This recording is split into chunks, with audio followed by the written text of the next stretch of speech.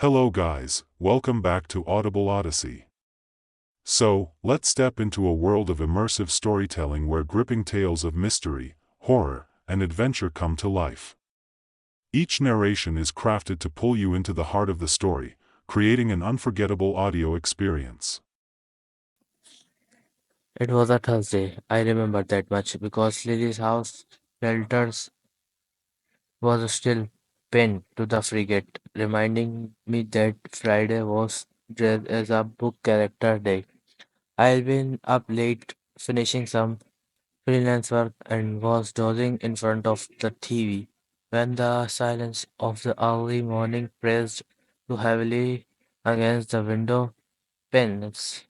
Normally, at 6 a.m. in late August, the eastern sky would bluish pale, hiding the shine. That morning it remained black and stars sprinkled as if the night had the The sky overhead was remarkable clear. No clouds, just countless stars that I have never usually see. It felt as though a question that being pulled away, revealing a night sky richer and darker than any I'll ever know. By 7 a.m., Lily woke up. My daughter was 9 and bright eyes and a curious mind. She whirled into the living room, rubbing the sleep from her face. That she asked, her voice muffled by her dressing growl. Why is it still dark? Her tone was more curious than frigid. I am not sure, love. I said, flicking through the TV channels. The BBC morning news showed a pale-faced presenter, her voice waving across the bottom of the screen. A ticker scrolled brightly with words I never imagined. Urgent alert.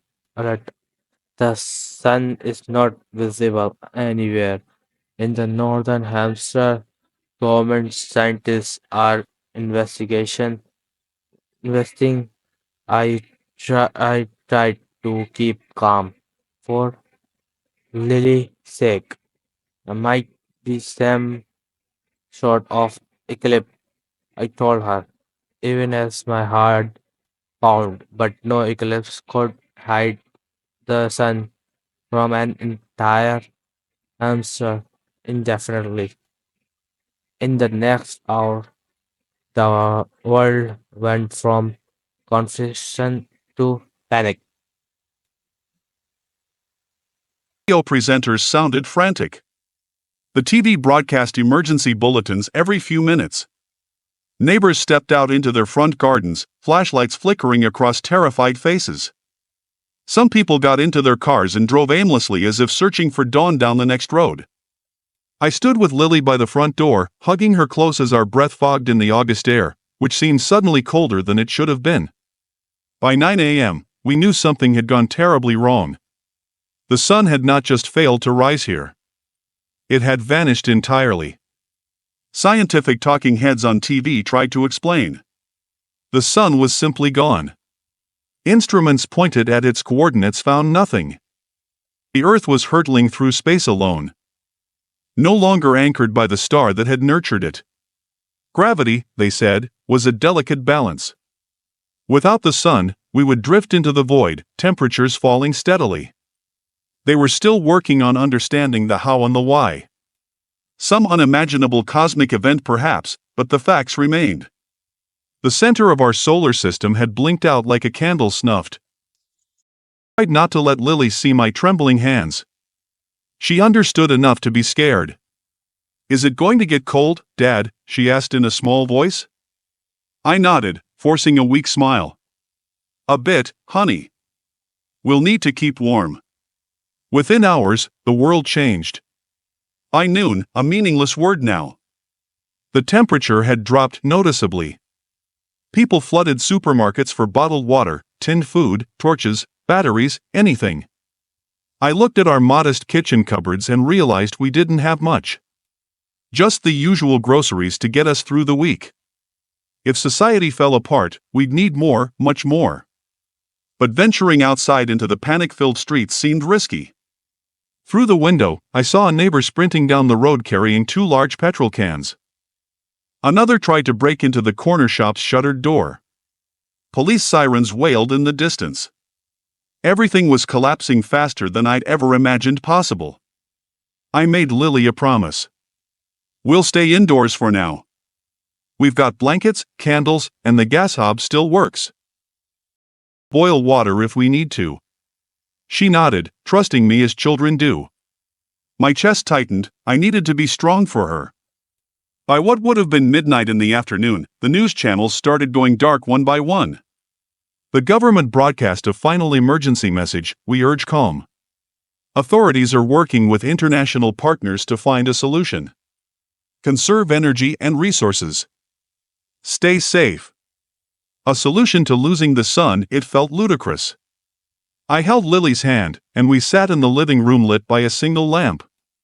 Thankfully, electricity was still flowing for the moment. Outside, all I could hear was screaming, punctuated by the odd gunshot. The armed police or the army must have been mobilized. I nearly jumped out of my skin. My quiet little English town, where the loudest event might have been a drunken argument on a Saturday night, was now a war zone of desperate humans. I shut the curtains and locked the door. Lily huddled under a blanket. Her school uniform lay untouched where she'd set it out the night before, as if we'd stepped into a different universe overnight. We had at some point lost all radio signal. My phone showed no network. The internet was down. We were completely cut off. I found an old battery-powered radio in the attic, but it only emitted static. I thought of trying to reason with neighbors, form some kind of communal support, but the screams and shouts outside warned me away. Without sunlight, people had surrendered to their darkest instincts. We were animals in a cage together, and the cage was getting colder every minute. Time blurred. Without day or night, I measured time by Lily's hunger and the slow tick of my watch. The house grew colder. I dragged blankets from every closet, layered them on the couch, and we huddled together. I gave Lily the last of the bread and jam for supper, if you could call it that, and tried to pretend that everything would be okay. She asked softly, "Dad, will the sun ever come back?" I hesitated. I wanted to lie to promise her it would, but I couldn't bring myself to do it. Instead, I said, "I don't know, sweetheart, but I'm here with you." I pulled her close, kissing her hair. She smelled of soap and childhood, something innocent and safe. The next day, if we could call it that, was colder still. Frost crept along the window sills, even though it should have been summer. I ventured out for supplies while Lily dozed fitfully on the couch. Streets were littered with debris. A car lay flipped on its side near the end of the road. A broken lamppost sparked feebly. People moved in small groups, hunched and suspicious, faces lit by torches and phone screens until their batteries gave out. I skirted around them, heart pounding. I found a small corner shop with smashed windows and grabbed tins of beans, packets of noodles, water bottles. All I could carry. When a shape loomed behind me, I turned, raising my arms defensively. It was an old man, eyes wide with terror. He grunted, too exhausted or scared to confront me. I fled, stumbling over broken glass, rushing home. Back at the house, I barricaded the door with a chest of drawers. Lily woke and looked at me with huge, frightened eyes. "Just making sure we're safe," I said. She nodded solemnly. We boiled some noodles by candlelight. The gas flame flickered weakly. Already, the pressure was dropping. How long before the grid fails completely? The temperature continued to plummet. Reports from the last broadcast said we'd start seeing snowfall in places that never expected it. Sure enough, I opened the curtains a crack and saw tiny flakes drifting down, reflecting in the cold glow of the distant stars. My breath misted in front of me. I wrapped Lily in my old coat, the one I wore hiking years ago. We wore gloves indoors now, scarves and hats. It felt like a camping trip at the end of the world, as the days stretched into endless night. Death seeped quietly through the town. We heard less shouting. Perhaps people had hunkered down or scattered. Perhaps they'd succumbed to hunger or violence. The lights went out at last. With no electricity, the darkness in our home became absolute, broken only by dim candlelight. First, my lack of preparation. I never kept a generator or spare fuel. Why would I?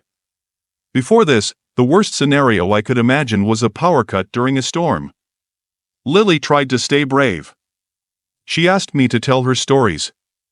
I told her about when she was a baby and how she used to crawl around the living room giggling. I told her fairy tales and fables, even though every word I spoke was muted by the icy silence outside.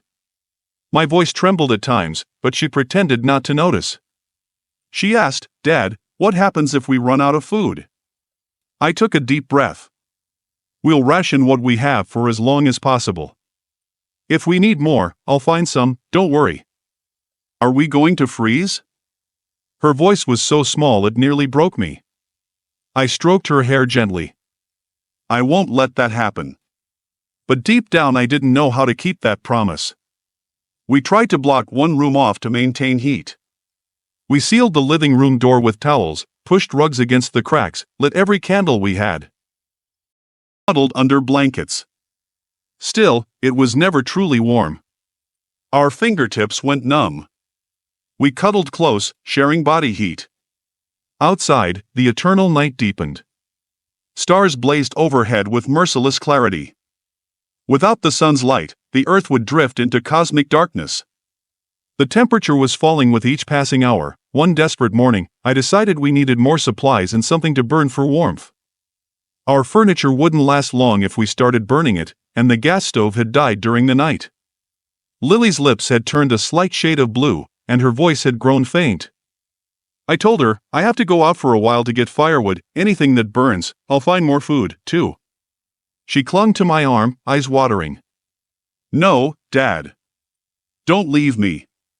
My heart was twisting. "I'll be back. I promise. Stay under the blankets." I gave her the last chocolate bar to nibble on while I was gone. "Count to 1,000 slowly." "I'll be home before you're done," I said, forcing a smile. I managed a brave nod. I ventured into a world of frozen silence. The snow had thickened, crunching under my boots. Torches were useless. Batteries drained too fast in the cold. I relied on the dim starlight and a small wind-up flashlight. Houses stood dark and empty. I tried the neighbor's door, unlocked. Inside, I found overturned furniture, broken glass. No sign of the occupants. I snatched up blankets, a small propane camping stove, some tin soup.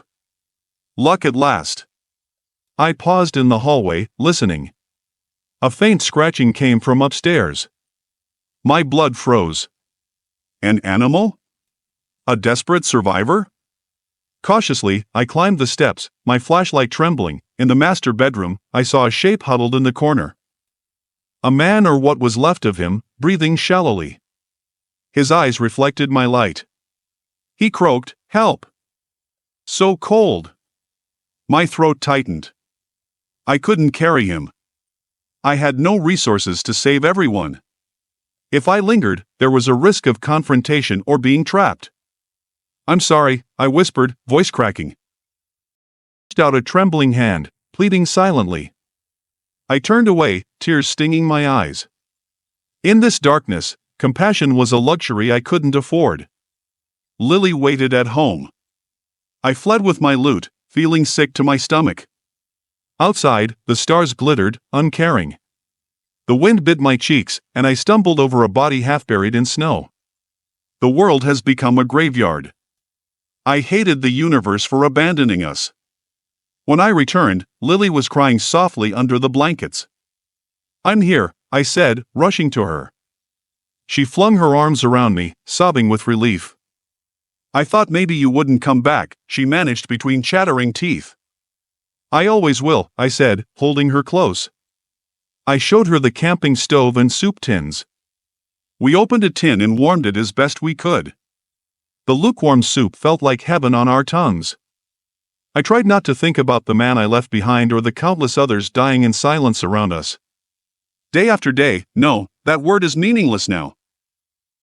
After time, we fought for survival. The temperature continued to drop.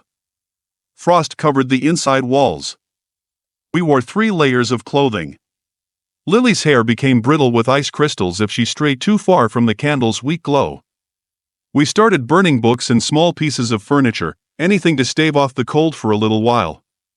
I hated destroying them, but I hated seeing Lily shiver more.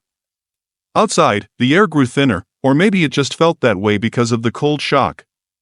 We struggled to breathe properly. Food dwindled. Once, I tried venturing further to the high street, hoping to find a hardware store with firewood or coal. What I found was chaos frozen in time.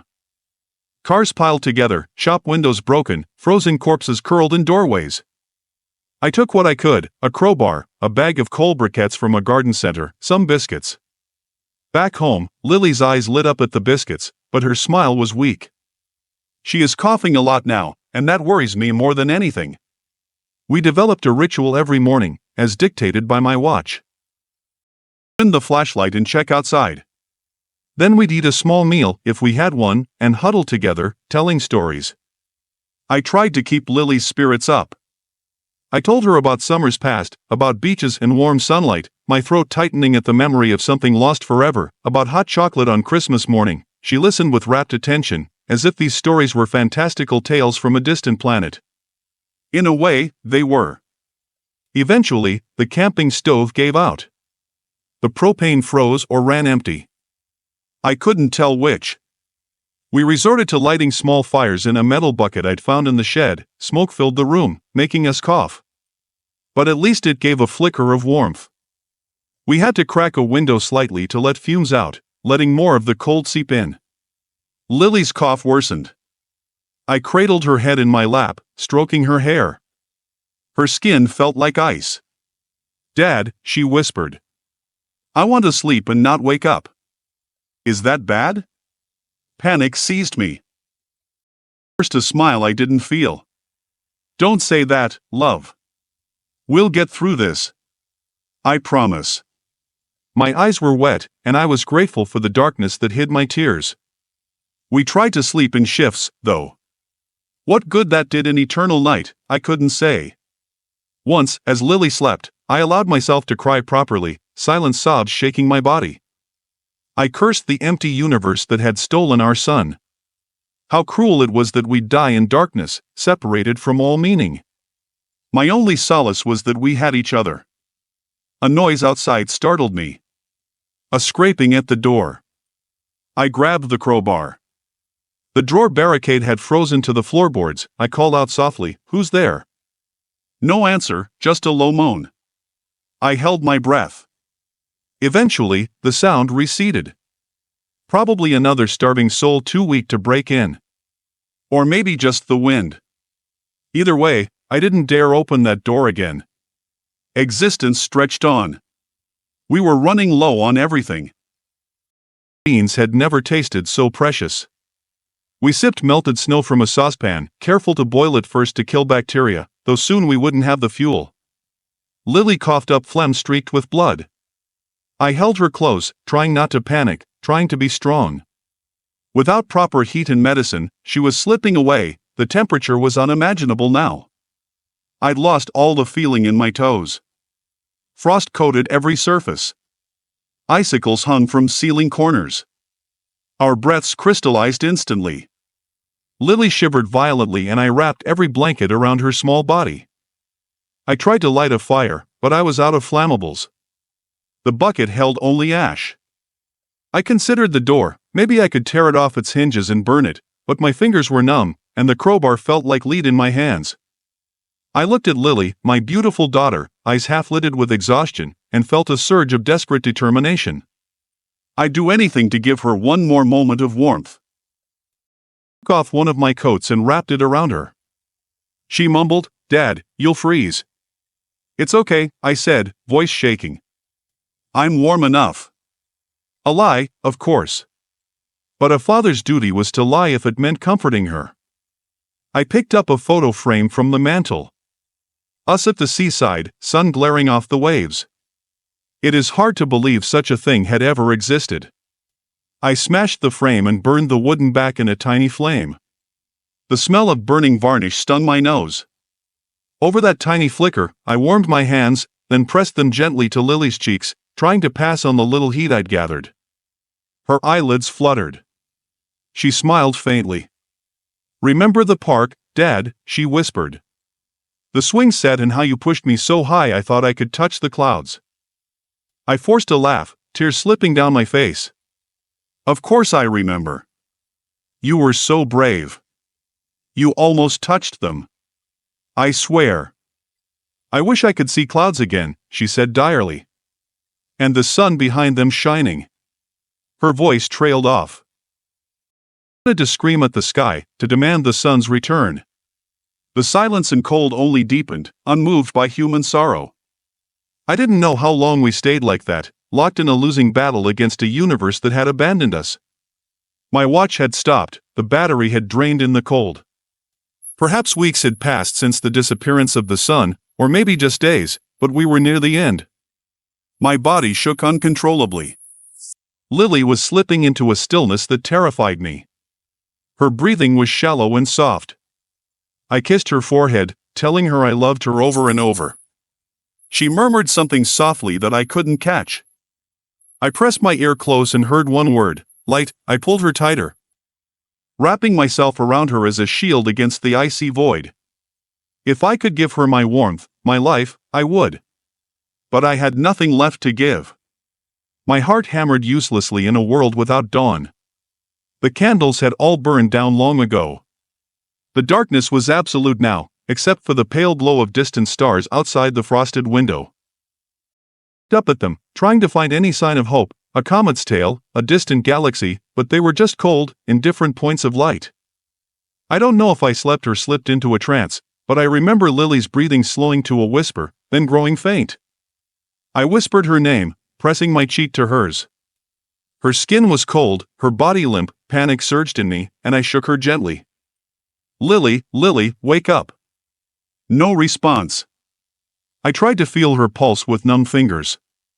I thought I felt something, but it might have been my own trembling.